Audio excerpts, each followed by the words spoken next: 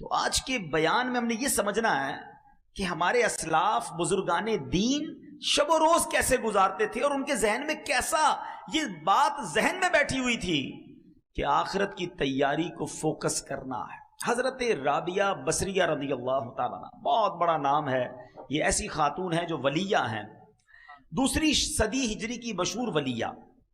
آپ رحمت اللہ تعالیٰ علیہ، اللہ پاک اور اس کے پیارے حبیب علیہ الصلوۃ والسلام سے بڑی محبت کرنے والی اور خوف خدا میں رونے والی، عبادت گزار، شب بیدار خاتون تھی۔ آپ نے 50 سال ایسے گزارے کہ نہ بستر پر لیٹ کر آرام کیا، نہ تکیے پر سر رکھا۔ آپ کی خادمہ حضرت عبدہ بنت شوال رحمت اللہ تعالی علیہا فرماتی ہیں کہ حضرت رابعہ ساری رات نماز میں مصروف رہتی، صبح فجر سے پہلے مصلی پر لیٹ جاتی، کچھ ہی دیر کے بعد گھبرا کر اٹھتی اور خود سے کہتی، نفس تو اس ناپائیدار دنیا میں کب تک سوتا رہے گا؟ دنیا تو تنگی کا گھر ہے، پھر یہاں اتنی نیند کیوں؟ آج کچھ دیر جاگ لے، نیکیاں کبا لے، قبر میں میٹھی نیند سو جانا، وہاں قیامت تو کوئی نہیں جگائے گا۔ عمل یہاں کر لے، آرام وہاں کرنا، پھر اٹھ کر عبادت میں مصروف ہو جاتی۔ آپ رحمت اللہ تعالی علیہ نے ساری زندگی ایسے ہی گزاری۔ وہ شاعر کہتے ہیں نا، جاگنا ہے جاگ لے، افلاک کے سائے تلے، جاگنا ہے جاگ لے، افلاک کے سائے تلے، حشر تک سوتا رہے گا خاک کے سائے تلے۔ ایک بزرگ کا قول بڑا پیارا ہے، اللہ اکبر، اللہ کرے کہ اس قول کے ہم مصداق بن جائیں۔ وہ فرماتے ہیں، زمین کے اوپر کام، زمین کے اندر آرام۔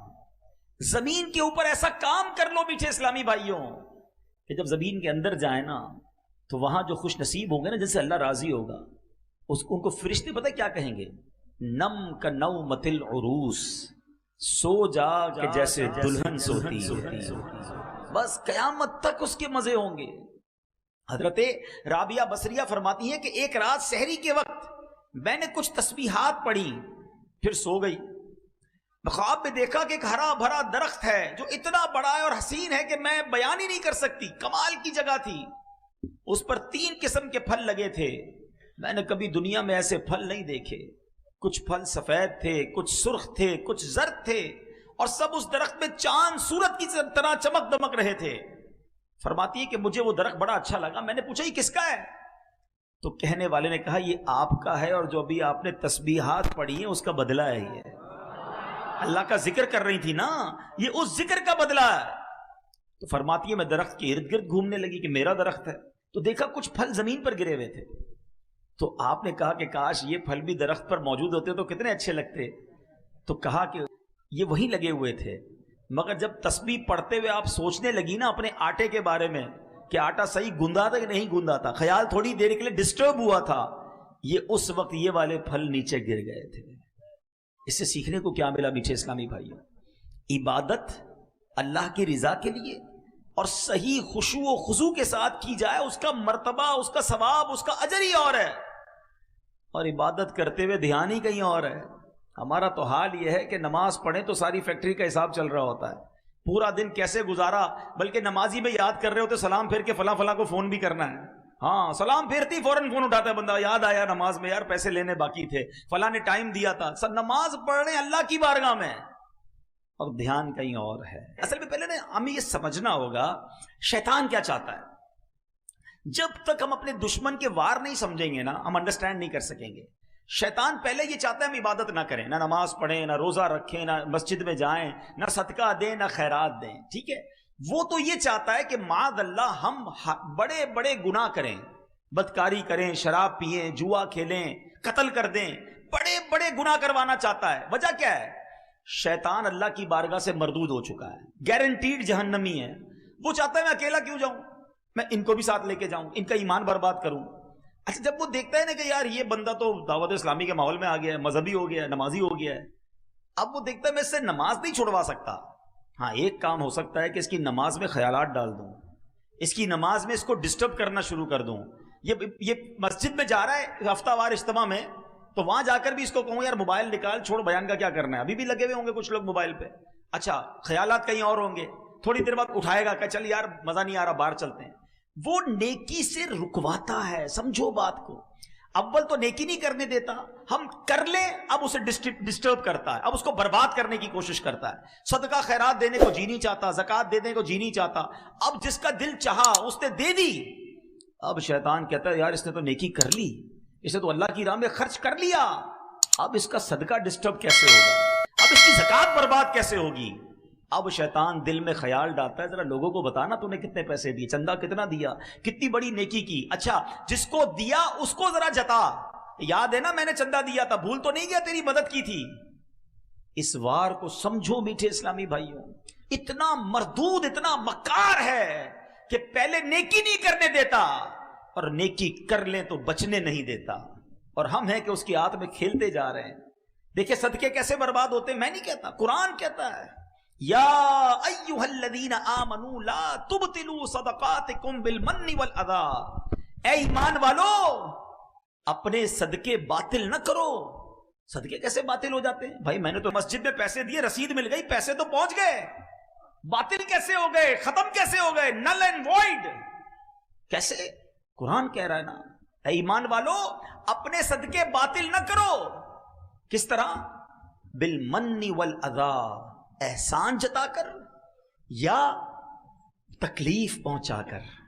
اور یہ کر رہے ہوتے ہیں انڈیلیبریٹلی یا ڈیلیبریٹلی, دانستہ و غیر دانستہ ہی چل رہا ہوتا ہے.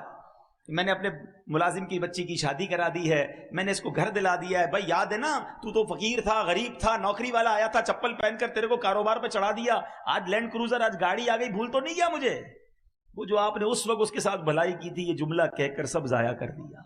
صرف ضائع نہیں کیا, الٹا دل دکھا کر گناہ بھی کما لیا, اور شیطان کامیاب ہو گیا کہ اس کا صدقہ بھی گیا, اس کا ثواب بھی گیا, اس کی نیکی بھی گئی, اور الٹا گناہ گار ہو گیا, اور ہمیں پتہ بھی نہیں چلتا. نمازیں پڑھ کر دوسروں کو حقیر جان رہے ہوتے ہیں. یاد رکھیے نماز ضرور پڑھیے, مگر میں نمازی ہوں تو باقی سارے جہنمی ہیں, ایسا نہیں ہے. ایک بزرگ کے بارے میں آتا ہے نا کہ وہ اپنے بیٹے کے ساتھ کسی سفر پر جا رہے تھے, رات کا وقت ہوا, مسافر خانے میں رکے, تو بیٹا بھی نمازی باپ بھی نمازی. تہجد میں دونوں باپ بیٹے اٹھے, تہجد ادا کی. سارے مسافر خانے میں قافلے والے سو رہے تھے. بیٹا کہتا ہے ابا جان یہ کیسے لوگ ہیں, سارے ہی سو رہے ہیں, کسی نے تہجد نہیں پڑھی. اللہ اکبر. وہ والد تھے نا, وہ اللہ والے تھے.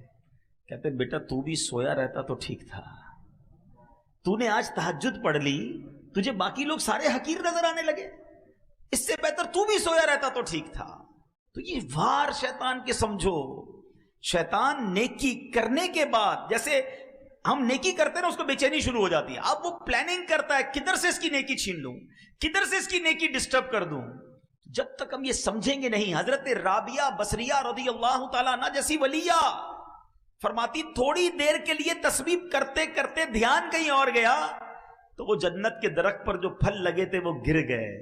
ہمارا تو روز ہی دھیان کہیں اور ہوتا ہے, ادھر دعا کرتے دھیان کہیں اور ہوتا ہے. اللہم آمین آمین آمین کہہ رہے, پتہ نہیں امام صاحب کیا دعا کر رہے ہیں, کبھی ادھر دیکھ رہے ہیں, کبھی ادھر دیکھ رہے ہیں, کبھی داڑھی کھجا رہے ہیں. کبھی سوچا ہے نماز اور دعا کس کے لیے ہوتی ہے, کس کی بارگاہ میں حاضر ہیں. اللہ اکبر کہہ کر ہم حاضر ہو گئے اللہ کی بارگاہ میں. اے اللہ میں حاضر ہوں.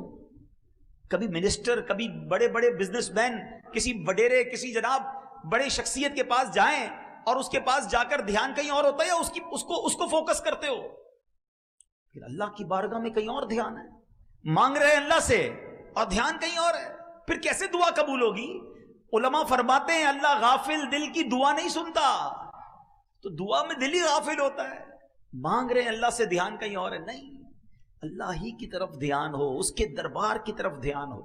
اچھا اب آپ کہیں گے جناب آپ کہہ رہے ہیں بھائی دھیان تو ہے نہیں تو کیا نماز پڑھنا چھوڑ دیں. نہیں, یہ بڑا پرابلم ہے. جب کسی کو کہو نا یار آپ کی پرابلم یہ ہے تو کہتے ہیں میں نماز ہی نہیں پڑھتا بھائی, میرا تو دھیان ہی کہیں اور ہوتا. شیطان کامیاب ہو گیا, وہ چاہتا ہی تھا کہ آپ بے نمازی ہو جائیں. اب آپ مقابلہ کریں شیطان سے کہ اچھا میرے دھیان کو, میرے فوکس کو, میری عبادت کو شیطان برباد کرتا ہے. اب میں شیطان پر میں وار کروں گا, اپنی نماز بھی پڑھوں گا اور صحیح طریقے سے پڑھوں گا, دعا بھی کروں گا, فوکس کے ساتھ کروں گا, صدقہ دوں گا, کسی کو بتاؤں گا نہیں, اللہ کی رضا کے لیے دوں گا, نیکی کروں گا, اس کو انشاءاللہ کامیاب بھی کروں گا. یہ ہونا چاہیے نا ہمارا ذہن. تو بہرحال میرے میٹھے اسلامی بھائیوں، چلیں لگے ہاتھوں میں آپ کو یہ بتا دوں کہ اگر نماز میں دھیان نہیں لگتا، ذہن کہیں اور ہوتا ہے، تو اس کا طریقہ کیا ہے؟ اس کے کئی طریقے علماء نے بیان کیے۔ ایک تو آپ اپنے ذہن میں جب نماز پڑھیں تو دنیاوی خیالات سے اس کو پاک کرنے کی کوشش کریں۔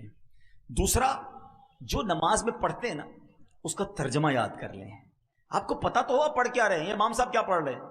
الحمدللہ رب العالمین الرحمن الرحیم مالک یوم الدین۔ اس کا ترجمہ جب آپ کے ذہن میں ہوگا نا کہ میں اللہ کی شان بیان کر رہا ہوں، اللہ روز جزا کا مالک ہے، وہ رحمان بھی ہے، وہ رحیم بھی ہے، میں اس سے عرض کر رہا ہوں کہ اللہ مجھے سیدھے راستے پہ چلا، اہدنا الصراط المستقیم صراط الذین انعمت علیہم، اے اللہ ان لوگوں کے راستے پہ چلا جس پر تیرا انعام ہوا، ان لوگوں کے راستے سے بچا لے مالک جس پر تیرا غضب ہوا۔ اب جب آپ سورہ فاتحہ کے ساتھ ہیں، سورہ اخلاص کے ساتھ ہیں، سبحان ربی العظیم کہہ رہے ہیں، تو دل کہہ رہا ہے کہ اللہ تو عظیم ہے، میں تیری بارگاہ میں سر جھکایا ہوا ہوں۔ تو اب آپ کا جب نماز میں دل لگ رہا ہوگا، اب آپ کو پتا ہوگا آپ کیا پڑھ رہے ہیں، تو انشاءاللہ دل لگ جائے گا۔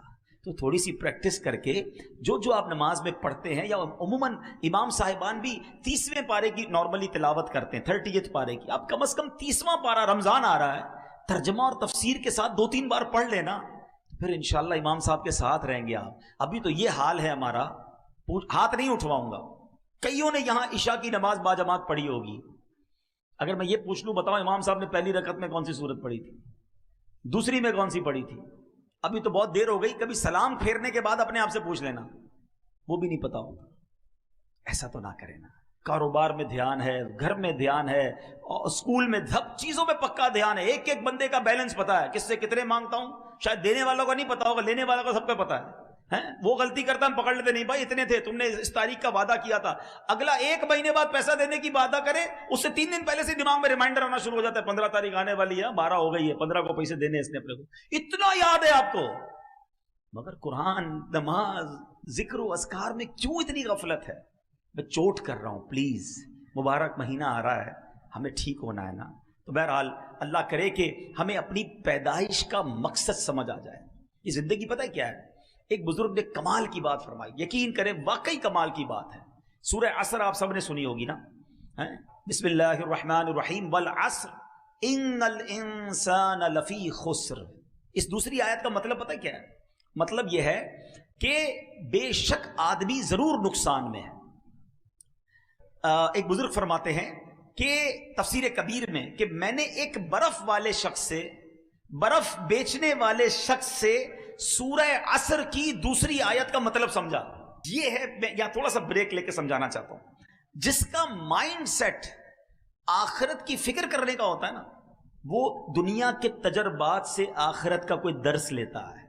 جس کا ذہن ہی نہیں ہے تو وہ غفلت میں ہی رہتا ہے۔ مثال کے طور پہ ایک بزرگ کے بارے میں آتا ہے کہ وہ بڑا زبردست کپڑا بناتے تھے، کپڑا سیا، تیار کیا، کپڑے کے بیپاری تھے۔ وہ ایک کپڑا سیل کرنے مارکیٹ میں گئے، اپنا بنا کے کپڑا، تو جو کپڑا خریدنے والا تھا نا، اس نے جب کپڑا دیکھا تو اس نے کہا آپ کی تو سلائی میں پرابلم ہے۔ وہ ماہر تھا، ماسٹر تھا، ایکسپرٹ تھا، سلائی میں صحیح نہیں ہے، کلر اسکیم بھی صحیح نہیں ہے، مثال دے رہا ہوں، اس کی سائز بھی ٹھیک نہیں ہے۔ وہ بتاتا گیا، اس بزرگ نے رونا شروع کر دیا، زاروں کتار رونے لگ گئے۔ تو اس نے کہا بھائی آپ رو کیوں رہے ہیں، آپ کا کپڑا میں خرید لیتا ہوں، ناراض تو نہ ہوں، میں تو جو چیزیں وہ بتا رہا ہوں۔ کہتے میں اس لیے نہیں رو رہا کہ تم نے میرے کپڑے کے عیب نکالے ہیں، میں اس لیے رو رہا ہوں کہ میں نے یہ کپڑا اپنے طور پہ پرفیکٹ بنایا تھا، مگر جب یہ کپڑا کسی ماہر کے ہاتھ میں آیا تو اس نے میرے عیب نکالنا شروع کر دیے۔ تو میں نے تو اپنے طور پہ نمازیں ٹھیک پڑھی ہیں، روزے صحیح رکھے ہیں، صدقے خیرات بھی کیے ہیں، اللہ کی بارگاہ میں قیامت کے دن گیا، اور اگر رب نے کہا کہ تیرے سجدے قبول نہیں ہیں، ان میں اخلاص نہیں تھا، تیرے صدقے بیکار ہیں تو اس میں نیت کچھ اور تھی، میں اپنے طور پہ ٹھیک کر رہا ہوں اعمال، اگر اللہ کی بارگاہ میں گیا اور وہاں یہ سب ریجیکٹ ہونا شروع ہوا تو میرا کیا بنے گا؟ یہ تھا دماغ، یہ ذہن تھا آخرت کی تیاری کا، کہ کپڑا ریجیکٹ ہوا تو قیامت یاد آ گئی۔ ادھر گھر میں میت ہوتی ہے تو موت یاد نہیں آتی ہے، ادھر باپ کا انتقال ہوتا ہے اور گھر والے ٹی وی دیکھ رہے ہوتے ہیں، دوسرے تیسرے دن نمازیں قضا ہو رہی ہوتی ہیں، ادھر ہمارے سامنے آخرت کی یاد دلانے والی بات ہوتی ہے، پھر بھی آخرت نہیں سوچتے ہیں. اور بزرگان دین سنو کیا کہتے ہیں بزرگ, کہتے ہیں میں نے برف والے سے سورہ عصر کی دوسری آیت کا مطلب سمجھا. ایسا کیا کہا تھا برف والے نے؟ سنو برف والا کیا کہتا ہے. وہ کیا کہتا ہے؟ کہتے ہیں میں نے برف والے کے بارے میں سنا, وہ آواز لگا رہا تھا, برف ریڑھی پہ بیچ رہا تھا اور آواز لگا رہا تھا ارحموا من یذوب رأس مالہ. وہ کیا کہتا تھا؟ لوگوں اس شخص پر رحم کرو جس کا سرمایہ پگھل رہا ہے. برف والا یہی کہتا ہے خرید لو ورنہ پگھل جائے گا. کہتے ہیں میں سمجھ گیا ان الانسان لفی خسر. اس کا مطلب یہی ہے کہ زندگی برف کی طرح پگھل رہی ہے. جو اس پہ نیکی نہ کمائے گا وہ نقصان میں رہے گا.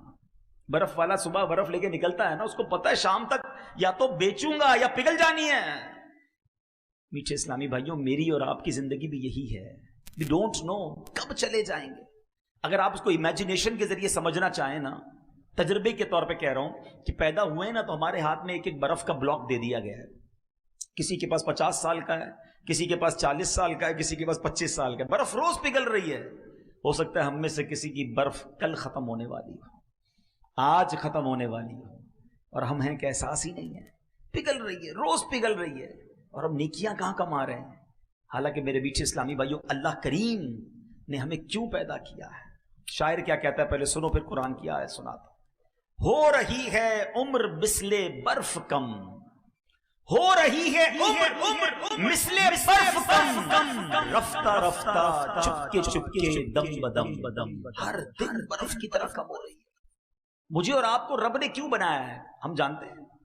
پیسے کمانے کے لیے, بڑا نام بنانے کے لیے, کاروبار چمکانے کے لیے, اور جناب ڈگریاں حاصل کرنے کے لیے, اس لیے بنایا ہے. آئیے قرآن سے پوچھتے ہیں, اے رب کے کلام تو ہماری رہنمائی فرما, ہمیں کریٹ کیوں کیا گیا, انسان کو بنایا کیوں گیا. اللہ کریم قرآن میں فرماتا ہے وَمَا خَلَقْتُ الْجِنَّ وَالْإِنسَ إِلَّا لِيَعْبُدُونِ.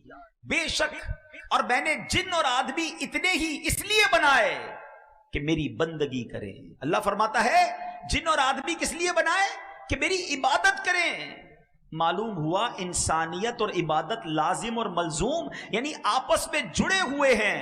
جو عبادت نہیں کرتا انسانیت سے لا تعلق ہے.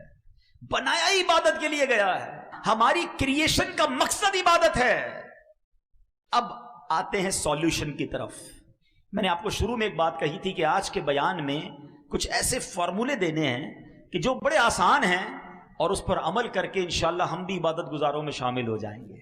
میں آج 2 باتوں کو پہلے ڈیفائن کر چکا کہ مجھے اور آپ کو بنایا کیوں گیا ہے, اللہ کی عبادت کے لیے.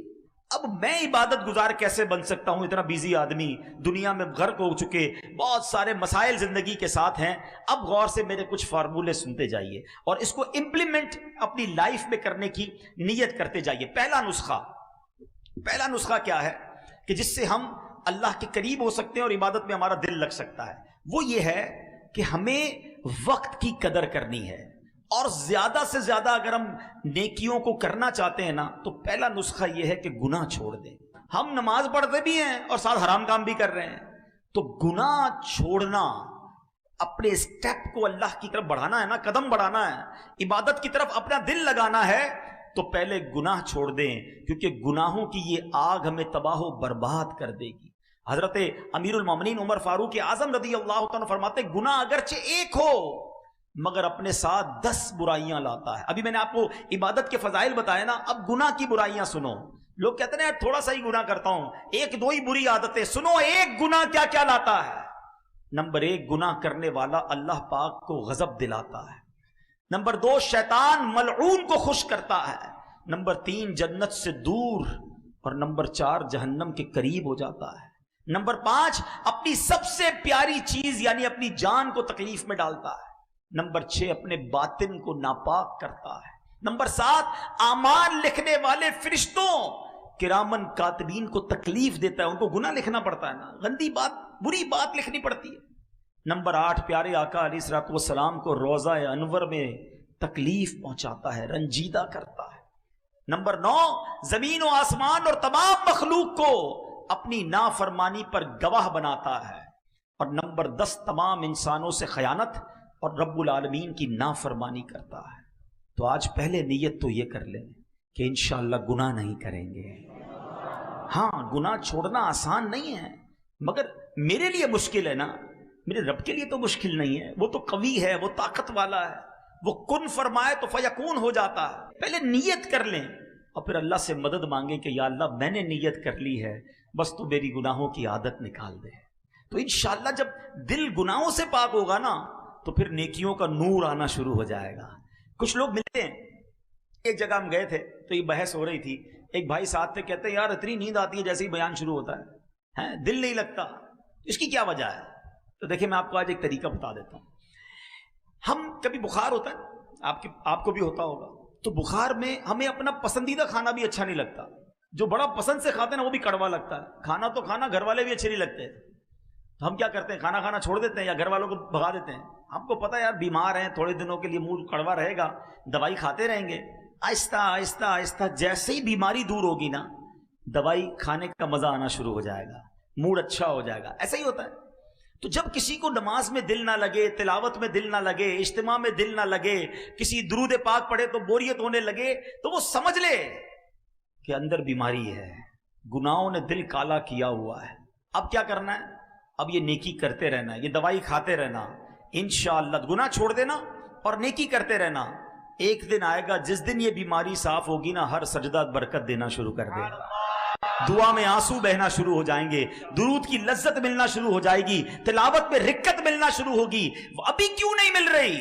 اس لیے نہیں مل رہی کہ دل میں گڑبڑ ہے، مجھے دوائی بھی جاری رکھنی ہے، پرہیز بھی جاری رکھنا ہے۔ میرے رب کی جس دن رحمت ہو گئی انشاءاللہ میرا دل نمازوں میں لگ جائے گا، پھر مجھے بہت مزہ آئے گا۔ اور جس دن یقین کرو جس کو عبادت میں لطف آنے لگ گیا نا، اس کے وارے نیارے ہو گئے، کیونکہ اب وہ عبادت ایسے کر رہا ہوگا جیسے لوگ اپنے دوستوں کے ساتھ انجوائے کر رہے ہوتے ہیں۔ وہ سجدوں کو انجوائے کرے گا، وہ دعاؤں کو انجوائے کرے گا، وہ تلاوت کے مزے اٹھائے گا۔ ایک بزرگ کہتے ہیں مجھے پہلے سمجھ نہیں آتا تھا کہ لوگ ساری رات، اللہ والے حضرت رابعہ بصریہ کے بارے میں ہم نے سنا، ساری رات کیسے عبادت کرتے تھے، نوافل پڑھتے رہتے تھے، ان کو بوریت اور تھکن کیوں نہیں ہوتی تھی؟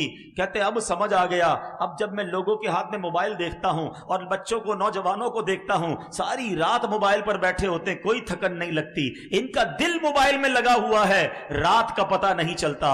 ان کا دل عبادت میں لگا تھا، انہیں بھی رات کا پتہ نہیں چلا۔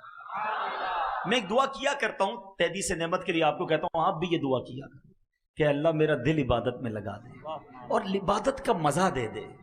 ہم اتنے گناہ گار ہیں، ہمیں عبادت تکلف سے کرنی پڑتی ہے کہ یار پڑھ رہا ہوں وہ دل نہیں لگ رہا، لیکن جس دن عبادت میں دل لگ گیا نا، اللہ اکبر، وہ زندگی کا لطف ہی کچھ اور ہوگا۔ اور یہ ہوگا انشاءاللہ ہوگا کہ جب ہمارا دل گناہوں سے پاک ہوگا۔ تو پہلا نسخہ کہ آپ عبادت کی طرف آنا چاہتے ہیں، اپنے مقصد کی طرف آنا چاہتے ہیں، تو گناہ چھوڑ دیجئے، گناہوں والی باتوں سے بچائیے اپنے آپ کو، آپ کو عبادت کا نور ملنا شروع ہو جائے گا کہ ہم ناکارہ ہیں۔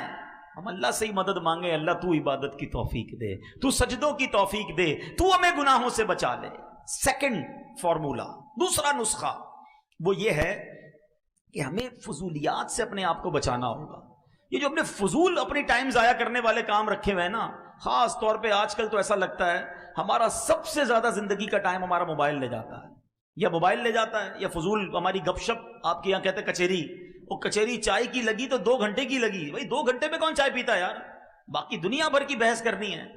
ارے بھائی ساری دنیا کی پنچاک، آج کل ڈالر کا ریٹ کیا ہے، $1 نہیں ہے جیب میں پھر بھی ڈالر کا ریٹ پوچھنا ہے، تیل کتنے کا ہو گیا ہے آج کل جناب، کون سی ملک کی کرنسی کدھر پہنچ گئی، تم نے کاروبار کرنا ہے اس گلی کا پتہ پوچھنا کیوں جدھر جانا نہیں ہے، اسی میں گھنٹوں لگ گئے، امریکہ میں کیا ہو رہا ہے، یورپ میں کیا ہو رہا ہے، کرونا میں کتنے مر گئے، وہ بھائی آپ کو کیا کس بات کی پنچات ہے، اتنی دیر میں کچھ اللہ کا ذکر کر لو، کچھ درود پاک پڑھ لو، کوئی آخرت کی تیاری کر لو۔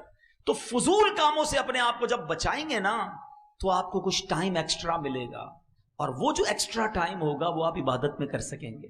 اللہ کرے ذہن بن جائے نا۔ مثال دیتا ہوں، آپ کہیں گئے، کسی نے کہا یار ذرا 7-8 منٹ بیٹھیے گا میں آ رہا ہوں، ہم کہتے ہیں ٹھیک ہے کوئی بات نہیں۔ اب 8 منٹ کا وہ کہہ کر کے ہم کیا کریں گے، 8 منٹ میں موبائل نکالیں گے۔ اب وہ 18 منٹ بعد بھی آیا نا، ہمیں ٹینشن نہیں، ہمارا موبائل چل رہا ہے، پتہ نہیں کیا کیا دیکھ رہے ہیں۔ حالانکہ نیکیوں کا ذہن ہوتا نا اور وقت بچانے کا ذہن ہوتا تو اسی موبائل میں قرآن ڈاؤن لوڈ کیا ہوتا، 8 سے 10 منٹ میں سورہ یاسین جو پڑھ لے اسے 10 قرآن پاک کا ثواب ملتا ہے۔ 8-10 منٹ تو لگتے ہیں نا، حدیث پاک کا مضمون ہے، جو سورہ یاسین پڑھتا ہے اس کو 10 قرآن پاک کا ثواب ہے۔ وہ 10 منٹ بٹھا کر ہمیں آیا، ہم نے 10 قرآن پاک کا ثواب کما لیا، دیو سے تسبیح نکالوں یار 100 بار درود پاک نہ پڑھ لوں یار، 5 منٹ کا بریک ملا ہے تو۔ اللہ کرے کہ یہ ذہن بنے کہ ہم فضول کاموں سے بچے۔ اتنا ٹائم ہم ضائع کرتے ہیں، اگر آپ کو یقین نہیں آتا نا تو آپ کبھی پیپر پہ بیٹھ کے اپنا ٹائم لکھیں کہ یار میں نے آج پورے دن میں، ٹھیک ہے نوکری کریں، کاروبار کو ٹائم دیں، فیملی کو ٹائم دیں، نمازیں پڑھیں، اس کے علاوہ وہ گھنٹے گنے جس میں آپ نے کچھ نہیں کیا، تو پھر اندازہ ہوگا کہ یار میں نے کتنا زندگی کا وقت ضائع کر دیا۔ تو ذکر و درود کرتے رہیے، فضول باتوں سے اپنے آپ کو بچائیے۔ اے کاش ہم یہ جو ہے ہمارا ذہن بن جائے۔ کامل مسلمان وہ ہے جو ایسے کام، ایسی حرکات و سکنات سے بچے جو اس کے لیے دین یا دنیا میں مفید نہ ہو، وہ کام یا کلام کرے جو اسے دنیا میں مفید ہو یا آخرت میں۔ سبحان اللہ، اللہ کرے کہ یہ بات سمجھ آ جائے کہ دنیا کا فائدہ ہے یا آخرت کا ہے، وہ کام تو کروں، نہ دنیا کا فائدہ نہ آخرت کا فائدہ، صرف ضائع کر رہا ہوں۔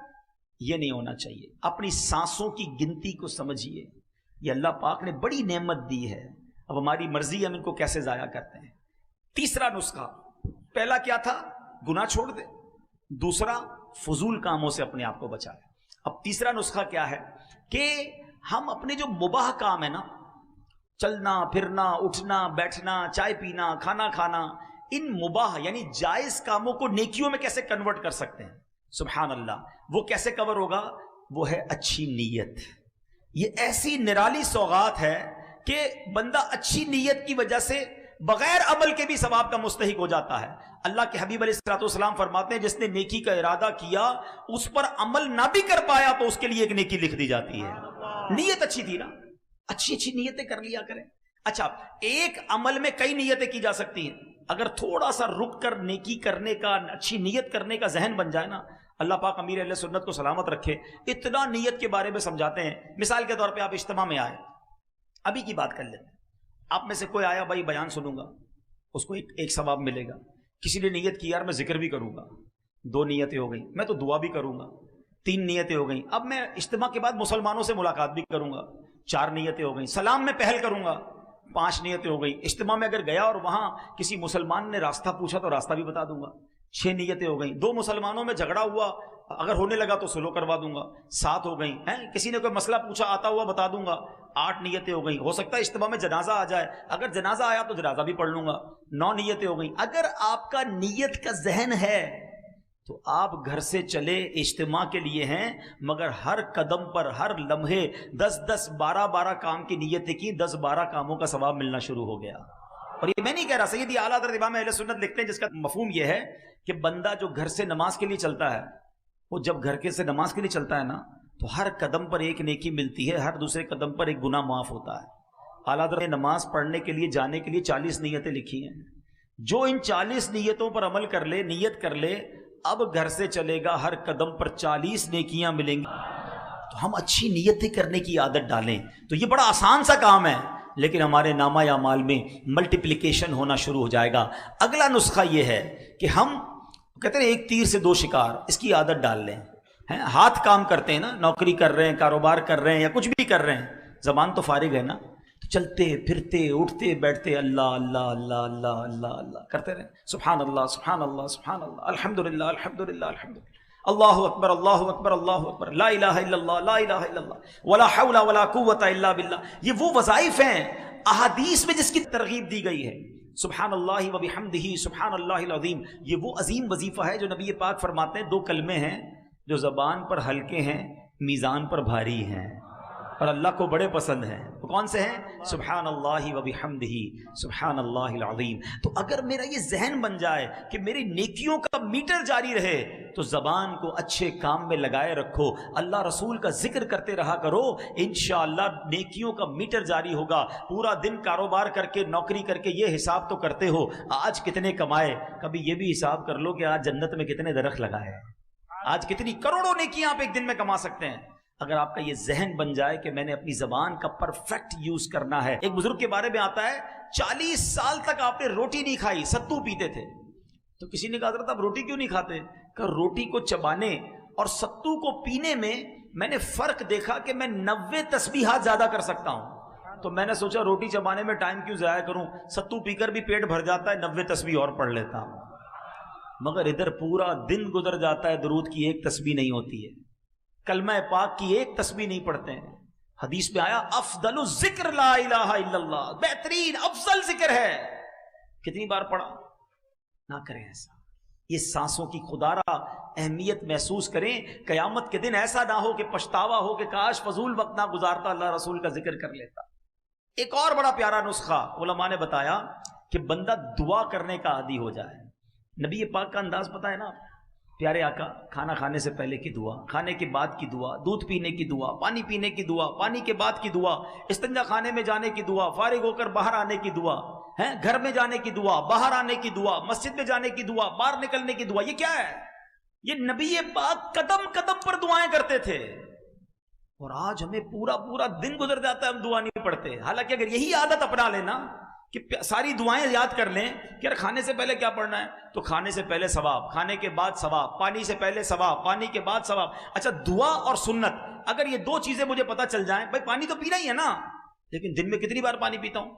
اگر سنت کے مطابق پیوں تو ہر بار پانی پینے کا ثواب ہے. چپل تو پہننا ہی ہے، سنت کے مطابق پہنوں، چپل پہننے کا ثواب. لباس تو پہننا ہی ہے، سنت کے مطابق پہنوں، لباس پہننے کا ثواب. اگر یہ ذہن بن جائے کہ یار میں پورے دن میں کیسے عبادت بڑھا سکتا ہوں اور بغیر کسی بڑی ایفرٹ کے، کیا محنت کرنی ہے، سیدھے پیر سے چپل پہنے یا الٹے پیر سے پہنے اتنا ہی ٹائم لگنا ہے، مگر ہر سنت پر اگر سنت کی نیت سے عمل کر لوں اور اس سے پہلے دعا بھی پڑھ لوں. الدعاء مخ العبادہ، حدیث پاک میں ہے دعا عبادت کا مغز ہے. اچھا ڈبل فائدہ ہوگا، دعا کا ثواب الگ ملے گا، کام میں برکت اور آ جائے گی. جس کام کو شروع کرنے سے پہلے بسم اللہ پڑھی، دعا کر لی، کام بھی اچھا ہو جائے گا، کھانے میں بھی برکت رہے گی، پیٹ بھی خراب نہیں ہوگا، اور جناب عبادت بھی جاری رہے گی. اصل چیز مائنڈ ہے. جس طرح دنیا کمانے کے لیے دماغ چلتا ہے، اگر نیکیاں کمانے کے لیے دماغ چل جائے نا تو پھر تو نیکیاں ہی نیکیاں ہیں. کمال ہے، آسان نیکیاں ہیں. ایک بڑی پیاری کتاب بھی ہے مکتبۃ المدینہ کی، آسان نیکیاں. اس کو پڑھے تو حیران ہو جاتا ہے بندہ کہ یار اتنے چھوٹے عمل سے اتنا بڑا ثواب. میں اگر ایسی کوئی کتاب بتا دوں آسان پیسے کمانے کا نسخہ، شاید وہ کتاب ہی ختم ہو جائے گی مکتبے پہ. او ہو بتاؤ بھائی ایک دن میں لاکھ روپے کیسے کماتے ہیں، محنت بھی نہ کرنی پڑے. میں آپ کو بتاتا ہوں ایک دن میں کروڑوں نیکیاں کما سکتے ہیں بھائی. صرف اپنا ذہن بنائیں اور اپنا یہ ذہن بنا لیں کہ مجھے عبادت کے لیے بھیجا گیا. تو دعائیں یاد کر لیں. ماشاءاللہ مدنی قافلوں میں دعائیں یاد کرائی جاتی ہیں، دعوت اسلامی کے حلقوں میں دعائیں یاد کرائی جاتی ہیں، اور یہ دعائیں انشاءاللہ زندگی میں ساتھ رہیں تو بیڑا پار ہو جائے گا نا. سنت پر عمل کرنے کی ذہن بنا لیں، اور سنت پر عمل کر کے نیکیاں تو ملی. اور پتہ کیا ملے گا؟ سنو اللہ کے حبیب علیہ الصلوۃ والسلام کیا فرماتے ہیں. نبی پاک علیہ الصلوۃ والسلام فرماتے ہیں کہ جس نے میری سنت سے محبت کی اس نے مجھ سے محبت کی، اور جس نے مجھ سے محبت کی وہ میرے ساتھ جنت میں جائے گا. اب بتاؤ نا، اللہ کے حبیب کے ساتھ جنت میں چلے گئے تو بیڑا پار ہو گیا نا. تو بہرحال میرے پیچھے اسلامی بھائیوں، آج میں جو مختصر وقت میں جو بیان میں بات سمجھانا چاہتا تھا، اللہ کرے کہ یہ ذہن بن جائے کہ ہم نے اپنی زندگی کو ضائع نہیں کرنا ہے. اب تو مبارک مہینہ رمضان کا آ رہا ہے، اس مہینے میں بھی عبادت بڑھا دیں، اگلے مہینے میں بھی اپنے ذہن کو یہ بنائیں کہ مجھے عبادت کے لیے بھیجا گیا ہے. اور آپ عبادت کرو گے نا اللہ کو راضی کرو گے. لوگ کہتے ہیں یار ہم دین کی طرف زیادہ آ جائیں گے تو دنیا کا کیا ہوگا.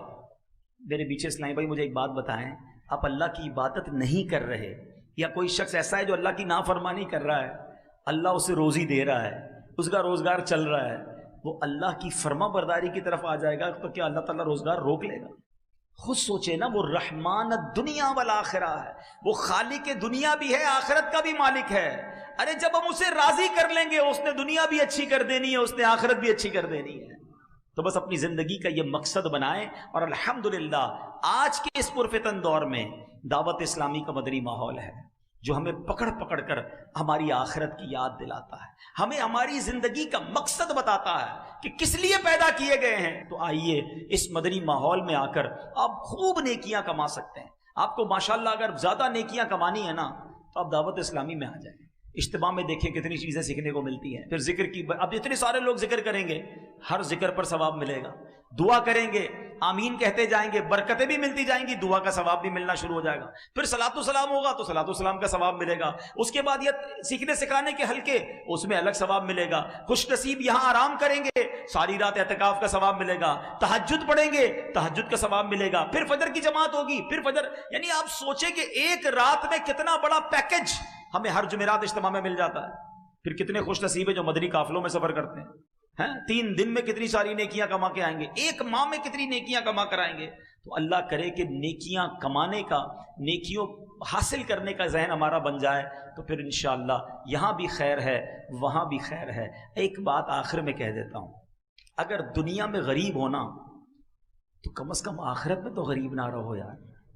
وہاں تو امیر ہو جاؤ، وہاں تو باغات لگا لو، وہاں تو جنت میں محل لگا لو. اس سے بڑا بدنصیب کون ہوگا جو ادھر بھی بیچارہ تکلیف میں رہ رہا ہے اور ادھر کے لیے بھی کچھ نہیں بھیجا. اور اگر دنیا میں امیر ہو، ہیں مالدار ہو، سکھ میں رہ رہے ہو، تو پھر تو وہاں سکھ کی زیادہ ضرورت ہے نا. ادھر نرم بستر ہو اور ادھر مار پڑنی ہو، ادھر نرم اور بڑے شاندار بیڈ روم ہو اور قبر میں کیڑے ہوں، تو کیا فائدہ ان بیڈ رومز اور ان گھروں کا؟ مزہ یہ ہے کہ تمہیں اللہ نے ادھر بھی گھر اچھے دیے ہیں، اب ادھر بھی گھر اچھے تیار کر لو. یہ ذہن جس دن بن گیا نا کہ میں نے ادھر بھی چین سے رہنا ہے، ادھر بھی محل تیار کرنا ہے، ادھر بھی اپنے باغات بنا لینے ہیں، ادھر بھی خوب صدقہ خیرات کر کے اپنا بینک بیلنس جمع کر لینا ہے، تو پھر خیر ہے، پھر زندگی بہت اچھی ہے. آخری ایک واقعہ سناتا ہوں اور پھر ہم انشاءاللہ بیان کو کنکلوڈ کرتے ہیں. یہ میسج سمجھ لیں آج کا. ایک ملک میں ایک بادشاہ نے بڑا عجیب کمپٹیشن کروایا. اب بادشاہ ہوتا ہے، اس کی مرضی. اس نے کہا ذرا چیک کرو میرے ملک میں سب سے بڑا بے وقوف کون ہے، ہو از the biggest fool in our country. بادشاہ کا فرمان تھا، وزیروں نے مقابلے کرانا شروع کر دیے، عجیب و غریب مقابلے ہوئے. بہرحال مقابلے میں ایک بندہ جو ہے نا وہ سلیکٹ ہو گیا کہ یہ پورے ملک میں سب سے بڑا بے وقوف ہے. ٹھیک ہے، بادشاہ کے سامنے لائے کہ بادشاہ سلامت، ہم نے چیک کر لیا ہے، اس بندے سے بڑا بے وقوف کوئی نہیں. اچھا چیک کر لیا؟ کہاں چیک کر لیا؟ بادشاہ نے اپنے گلے سے سونے چاندی کی مالا اتاری، اس بے وقوف کے گلے میں پہنا دی. بے وقوف خوشی خوشی گھر چلا گیا، جیت گیا، ونر. تھوڑے دن بعد اس بے وقوف کو پتا چلا کہ بادشاہ سلامت بہت بیمار ہو گئے، شدید بیمار تھا. تو بے وقوف پہنچ گیا بادشاہ کے پاس کہ بادشاہ سلامت سنا آپ بڑے بیمار ہو گئے. کہتا ہاں یار بہت بیمار ہو گیا ہوں، اب تو یہ جہان چھوڑ کے جا رہا ہوں. کہتا اچھا کہیں اور جا رہے ہیں؟ تھا تو بے وقوف، اس کو نہیں پتا مرنا کیا ہوتا ہے، قبر کیا ہوتی ہے. کہیں اور جا رہے ہیں؟ ہاں میں دوسری دنیا میں جا رہا ہوں. اچھا بادشاہ سلامت یہ بتائیے آپ کہیں اور جا رہے ہیں، ادھر تو اتنا بڑا محل، زبردست کمرے، جدھر جا رہے ہیں ادھر محل بنا لیا؟ بادشاہ کہتا ہے ادھر تو جھونپڑی بھی نہیں بنائی ہے. کہا اچھا. بادشاہ سلامت میں دیکھتا ہوں آپ کے پاس اتنے سونے جواہرات، مجھے خود آپ نے اتنی بڑی قیمتی مالا دی تھی، جدھر جا رہے ہیں ادھر پیسے بھجوا دیے؟ بادشاہ سلامت کہتا ہے میں نے تو ادھر ایک روپیہ بھی نہیں بھجوایا، پھوٹی کوڑی بھی نہیں ادھر. اچھا بادشاہ سلامت میں دیکھ رہا ہوں آپ کے آگے پیچھے غلام، کنیز، خادمائیں، سرونٹ، اسٹاف، جدھر جا رہے ہیں ادھر خادم وغیرہ بھجوائے کہ نہیں؟ بادشاہ کہتا ہے ادھر تو کوئی نہیں ہے میری خدمت کرنے والا. اس بے وقوف نے پتہ کیا کیا، اپنی مالا اتاری اور بادشاہ کے گلے میں ڈال دی. کہ حضور پھر تو مجھ سے بڑے بے وقوف آپ ہوئے نا، ہیں آپ کو پتہ ہے ادھر جانا ہے، نہ گھر بنایا، نہ پیسے بھجوائے، نہ کسی غلام خادم کو بھجوایا، تو مجھ سے بڑے بے وقوف تو آپ ہوئے. وہ بے وقوف تو بات کر گیا، یہ فرضی خاکہ ضرور ہوگا، میں ہمارے لیے کتنا بڑا میسج ہے. حیدرآباد میں گھر بن گیا، جنت میں بنا کہ نہیں؟ ادھر پیسے بہت، ادھر ہیں کہ نہیں؟